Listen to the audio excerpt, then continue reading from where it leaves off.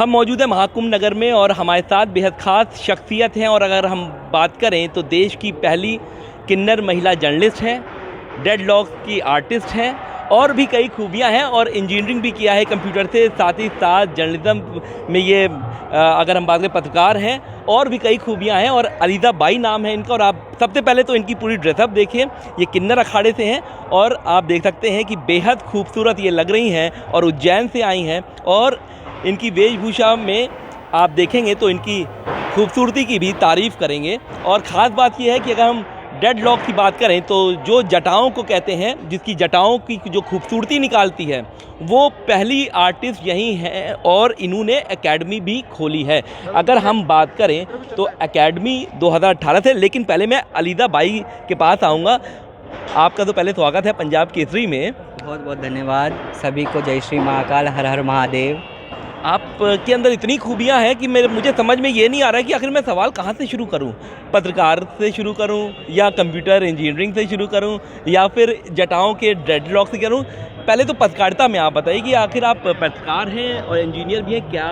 जी, मैंने जर्नलिज़्म किया है। मैंने जो मास कम्युनिकेशन का ट्रेनिंग है वो जो हमारे चीफ़ है चैनल के थीम न्यूज़ 24/7 चैनल उज्जैन से 42 इयर्स हो गया वो चैनल को, उनसे मैंने ट्रेनिंग ली और उन्होंने ही मुझे एज ए जर्नलिस्ट अपॉइंट किया। ठीक जी, तो मैं जर्नलिस्ट हूँ और उसके साथ ही साथ मैं ड्रेडलॉक आर्टिस्ट भी हूँ। ये ड्रेडलॉक एक्चुअली एक नया वर्ड है और आखिर ये ड्रेडलॉक क्या है? ड्रेडलॉक देखो, हाँ, हमारे इंडियंस के लिए ड्रेडलॉक भी जो एक कॉमन वर्ड है, इसको बेसिकली जो ड्रेडलॉक आर्टिस्ट को बोला जाता है वो बोला जाता है लॉक्टिशियन। जो बाहर देश में होता था, जो जटा जिसकी होती है, ख़राब होती है, जिसको लगवाना होता है, जिसको सही करवाना होता है, उसका भी आर्टिस्ट होता है। जैसे नॉर्मल जो पार्लर होता है, जो नॉर्मल बालों को केराटिन, स्मूथनिंग ये सब करता है, तो वैसे ही ये नॉर्मल पार्लर में नहीं होता, इसका एक आर्टिस्ट होता है जिसको लॉक्टिशियन बोला जाता है।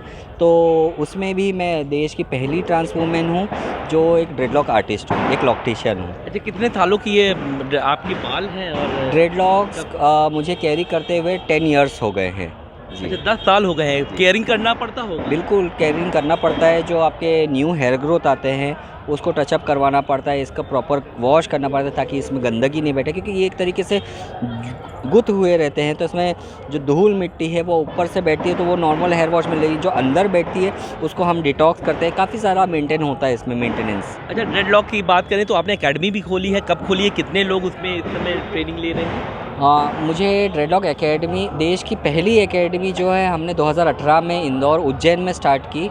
और एक टाइम पे हमारे बैच में 12 से 15 स्टूडेंट आते हैं। मेरे पास ऑल ओवर इंडिया से स्टूडेंट आते हैं और मेरे पास आउट ऑफ कंट्री से भी स्टूडेंट आते हैं। जैसे एट प्रेजेंट जो ऑनलाइन कोर्स चल रहा है मेरा न्यूजीलैंड की स्टूडेंट है, वहाँ से चल रहा है, तो बाहर से भी आते हैं। अच्छा, ड्रेडलॉक की अगर हम बात करें तो ये दिमाग में कैसे आया कि इसकी भी हम आर्टिस्ट बन सकते हैं, इसकी भी एकेडमी हम खोल सकते हैं, और ये जो फैशन है जटाओं का, ये दिमाग में कैसे आया? जैसे अगर मैं बात करूँ 10-15 साल पहले की, तो जैसे घूमते फिरते कभी बनारस के घाट पे, यहाँ जो साधु संत को मैं देखती थी, तो उनके जटाएं जो भस्म आरती से बढ़ के दूध से लगा के जो ऑटोमेटिक क्रिएट हो जाते हैं, उनमें काफ़ी गंदगी होती थी। किसी के आधे टूटे हुए रहते तो सुई धागे से लटका के रखते थे, सिल के रखते थे।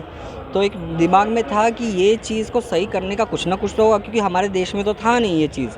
तो जो जैसे मैंने ऑनलाइन वगैरह सोशल मीडिया पे देखी, तो बाहर खूब जैसे फ्रांस हो गया, रशिया हो गया, कनाडा हो गया, ड्रेडलॉक्स वगैरह वहाँ बहुत चलता है। वहाँ के प्रोफेशनल आर्टिस्ट है जो ये करते हैं। तो जैसे मैं गोवा में 5-6 साल रही हूँ, तो वहाँ पे जो है टूरिस्ट वगैरह आते हैं, फॉरेनर्स आते हैं। तो वहाँ मुझे एक वाको नाम का ट्रेनर मिला जो फ्रांस में ट्रेनिंग लेता है, इस चीज़ का इंस्टीट्यूट है, उनसे मैंने ट्रेनिंग ली और फिर मैंने स्टार्ट किया। 2 साल फ्रीलांसिंग करने के बाद फिर मैंने एकेडमी स्टार्ट किया है। अच्छा, आप 2019 में आई थी?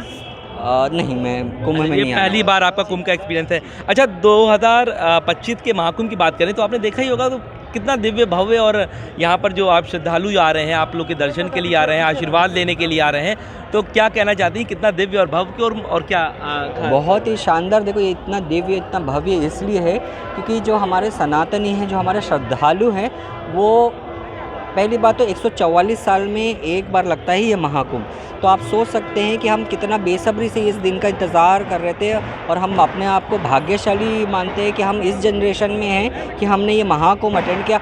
अब जो ये 144 साल बाद आएगा तो हम में से शायद कोई नहीं होगा, हमारे जो घर परिवार में जिसके वंशज है वो होंगे, उनको नसीब होगा, हमको तो नहीं होगा।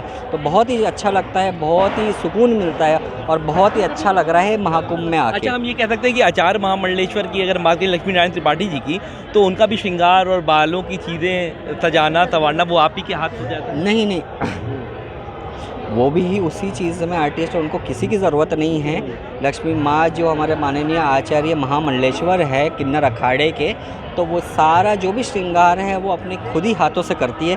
कोई ब्यूटी आर्टिस्ट आता नहीं है, कोई करता नहीं है, वो खुद ही करती है। जर्नलिज्म में कितना मज़ा आया? जर्नलिज्म में बहुत आया, क्योंकि मेरे को ये मतलब बहुत एक कह सकते हैं बचपन से ही शौक़ था कि कोई ये नई चीज़ को हाईलाइट करना, लोगों तक समझाना। अभी रिसेंटली मैंने उनागा साध्वी का इंटरव्यू ली थी मैंने, तो काफ़ी वायरल हुआ। तो ऐसे लोगों का इंटरव्यू लेना जिसको क्योंकि मेरा मकसद ये था कि अभी उनके काफ़ी सारे वीडियो सारे तेलुगु में डाले हुए थे, उनके लैंग्वेज में। तो हमारी जो राष्ट्रभाषा है हिंदी, उस लैंग्वेज को समझने वाले सबसे ज़्यादा है हमारे कंट्री में।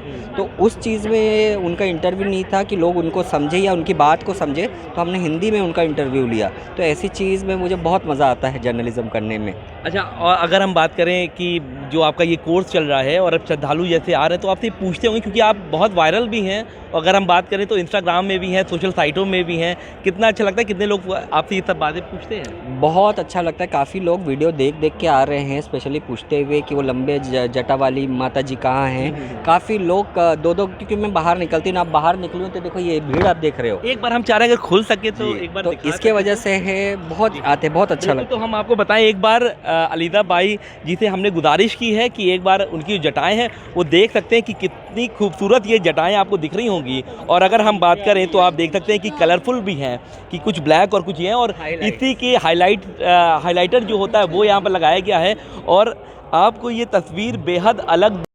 हमसे जुड़े रहने के लिए हमारे YouTube चैनल को सब्सक्राइब करें और नई वीडियो की नोटिफिकेशन के लिए बेल आइकॉन को दबाएं।